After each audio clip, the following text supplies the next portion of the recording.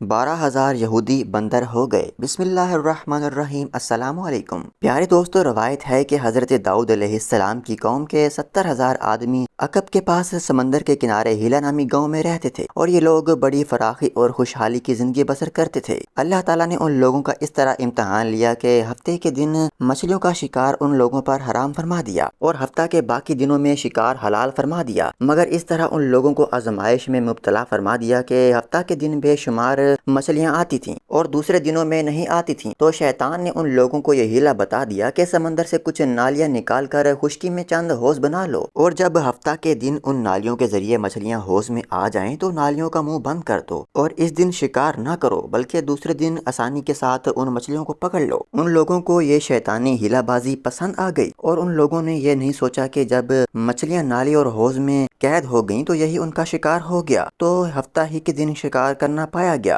جو ان کے لیے حرام تھا۔ اس موقع پر ان یہودیوں کے 3 گروہ ہو گئے۔ نمبر 1، کچھ لوگ ایسے تھے جو شکار کے اس شیطانی ہیلا سے منع کرتے رہے اور ناراض ہو کر شکار سے باز رہے۔ نمبر 2، اور کچھ لوگ اس کام کو دل سے برا جان کر خاموش رہے اور دوسروں کو منع نہ کرتے تھے، بلکہ یہ منع کرنے والوں سے یہ کہتے تھے کہ تم لوگ ایسی قوم کو کیوں نصیحت کرتے ہو جنہیں اللہ تعالیٰ ہلاک کرنے والا یا سخت سزا دینے والا ہے۔ نمبر 3، اور کچھ وہ سرکش نافرمان لوگ تھے جنہوں نے حکم خداوندی کی علانیہ مخالفت کی اور شیطان کی ہیلا بازی کو مان کر ہفتہ کے دن شکار کر لیا اور ان مچھلیوں کو کھایا اور بیچا بھی۔ جب نافرمانوں نے منع کرنے کے باوجود شکار کر لیا تو منع کرنے والی جماعت نے کہا، اب ہم ان نافرمانوں سے کوئی میل ملاپ نہ رکھیں گے۔ چنانچہ ان لوگوں نے گاؤں کو تقسیم کر کے درمیان میں ایک دیوار بنا لی اور آمد و رفت کا ایک الگ دروازہ بھی بنا لیا۔ حضرت داؤد علیہ السلام نے غضبناک ہو کر شکار کرنے والوں پر لعنت مار دی۔ اس کا اثر یہ ہوا کہ ایک دن خطا کاروں میں سے کوئی باہر نہ نکلا تو انہیں دیکھنے کے لیے کچھ لوگ دیوار پر چڑھے تو کیا دیکھتے ہیں کہ وہ لوگ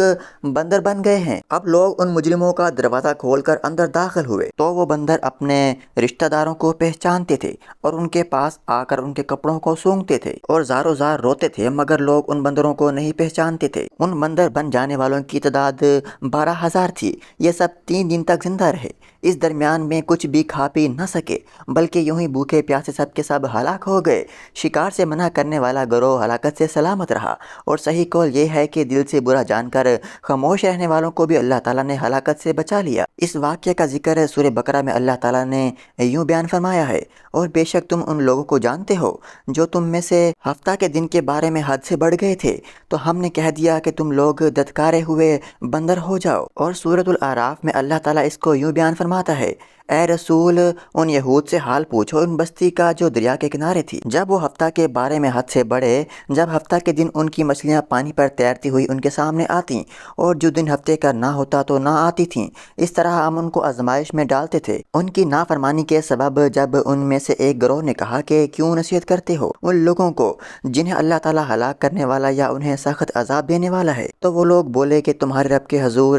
اس لیے بھی یہ کہ شاید یہ ڈر جائیں۔ پھر جب وہ بلا بیٹھے جو نصیحت انہیں ہوئی تھی تو ہم نے ان لوگوں کو بچا لیا جو برائی سے منع کرتے تھے، اور ظالموں کو عذاب میں گرفتار کر لیا ان کی نافرمانیوں کا بدلہ دینے کے لیے۔ پھر جب انہوں نے رک جانے کے حکم سے سرکشی کی تو ہم نے فرما دیا کہ تم دھتکارے ہوئے بندر ہو جاؤ۔ پیارے دوستو، یہاں پر یہ معلوم ہوا کہ شیطانی ہیلا بازیوں میں پڑھ کر اللہ تعالیٰ کے احکام کی نافرمانیوں کا انجام کتنا برا اور کس قدر خطرناک ہوتا ہے، اور اللہ کے نبی جن بد نصیبوں پر لعنت فرما دیں وہ کیسے ہولناک عذاب الہی میں گرفتار ہو جاتے ہیں اور دنیا میں نیست و نابود ہو کر عذاب نار میں گرفتار ہو جاتے ہیں اور دونوں جہان میں ذلیل و خوار ہوتے ہیں۔ پیارے دوستو، اس دل دہلا دینے والے واقعے میں ہر مسلمان کے لیے بڑی عبرتوں اور نصیحتوں کا سامان ہے۔ کاش اس واقعے سے مسلمانوں کے قلب میں خوف خداوندی کی لہر پیدا ہو جائے اور وہ اللہ اور رسول کی نافرمانیوں میں بھٹکنے سے منہ موڑ کر صراط مستقیم کی شاہراہ پر چل پڑیں اور دونوں جہانوں کی سر بلندیوں سے سرفراز ہو کر عزت و کرام کی سلطنت کے تاجدار بن جائیں۔